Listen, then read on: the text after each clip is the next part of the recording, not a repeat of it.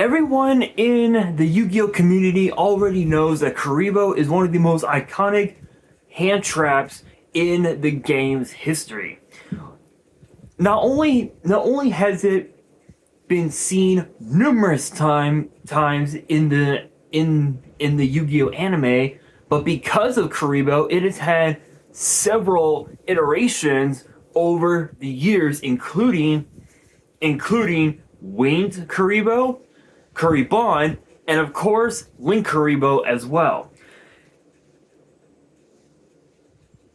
And some people may have forgotten that Kuriboh, in spite of it getting a lot of crazy support over the years, it became arguably one of the most iconic hand traps of all time, being able to stop one attack from from happening during the battle phase. Over the years, it did get, again, as I mentioned, different support over the years, including Curry Bandit, Curry Babylon, and of course the Kuriboh brothers that were seen in battles in Brothers of Legend that was released a few years ago.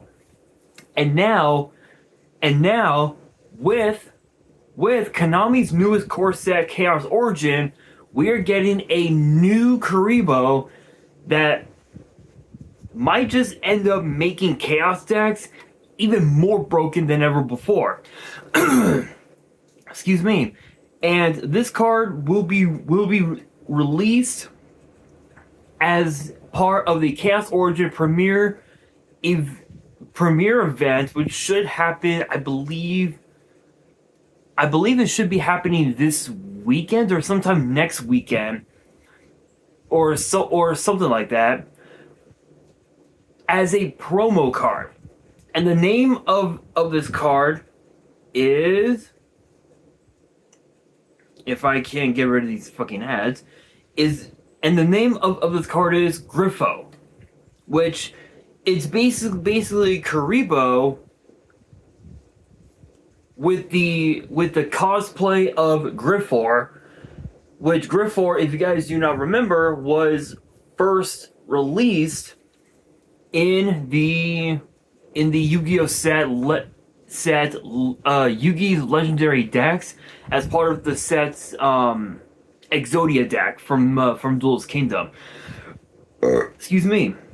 But just like the original Kuriboh, this one is a 1-star Dark Fiend with 300 attack, 200 defense, and unlike the original Kuriboh, this one has a nice little party trick that could be interesting. But I'll let you guys decide on that.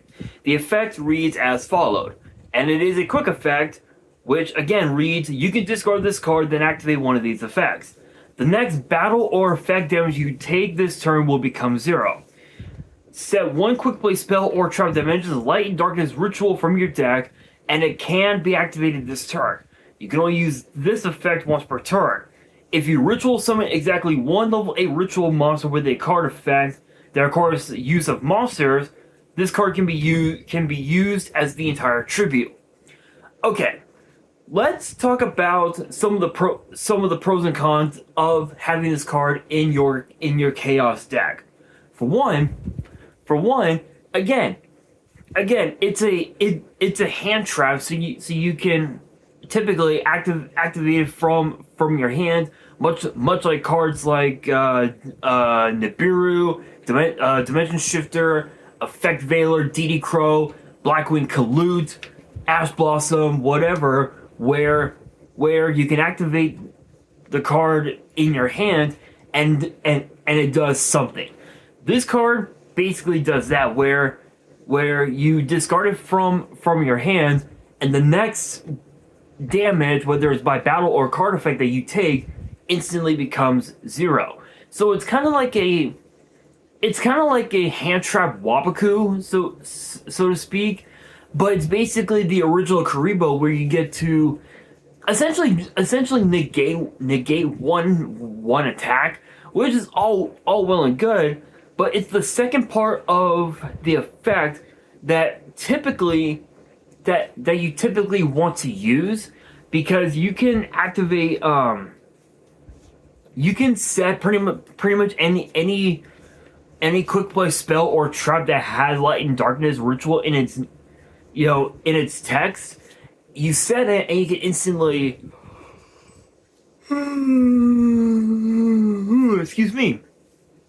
You can actually activate it excuse me, during the opponent's end phase, where if you end up activating that card that lets you ritual summon, then this card basically acts as the entire tribute, kind of similar to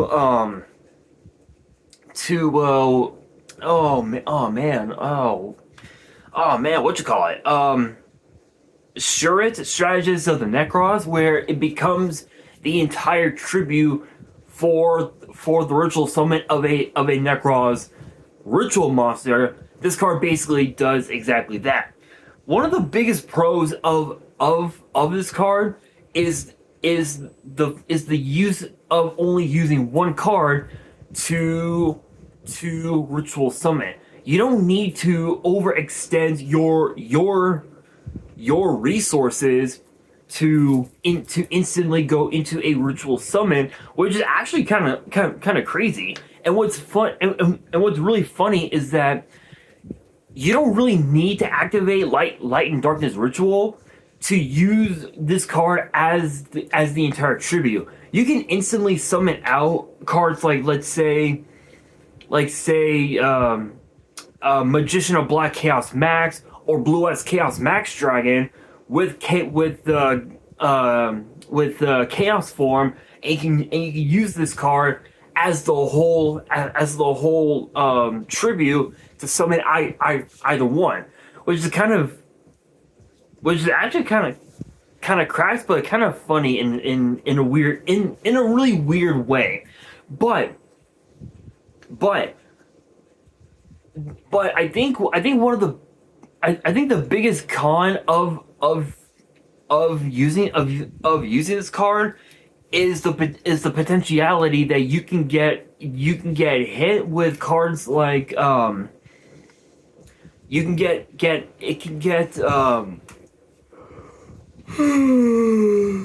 excuse me, it can instantly get hit with call by, and now you have no way to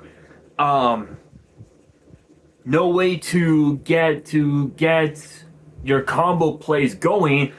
And the weird what I find so weird is that it doesn't say that the effect is a once per turn. So I don't know if they're going to rule it as a hard once per turn, a soft once per turn, or not a once per turn or at all. It's kind of hard to depict, but I'm assuming that they may give it an errata at some point where the card will indeed be a hard one, which is possible. But I think honestly, we could be looking at a format where Chaos decks could potentially be the deck to beat, which for all intents and purposes, it is a possibility. But I think the format right now is just it's too cluttered right now, to where if this deck, if the Chaos deck did make its way into the meta, it would just end up like a WWE superstar in catering, just getting lost in the shuffle, and ultimately getting released in the process.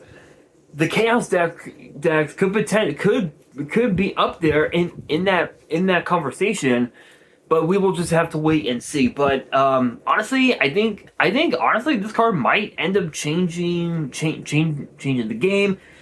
It might not. You never know. You never know. But with that being said, that'll do it for today's video. Hopefully you guys enjoyed. If you did, make sure you guys smash that thumbs up button. If you guys are new to the channel and you guys want more card discussions in the future, then be sure to subscribe to the channel, turn on the notification bell, and as always, make sure you guys are following me on all of my social media. All of my ads will be in the description below, as will the info to my fan mail. It will also be in the description as well. And on that, this is your boy Nash, signing out.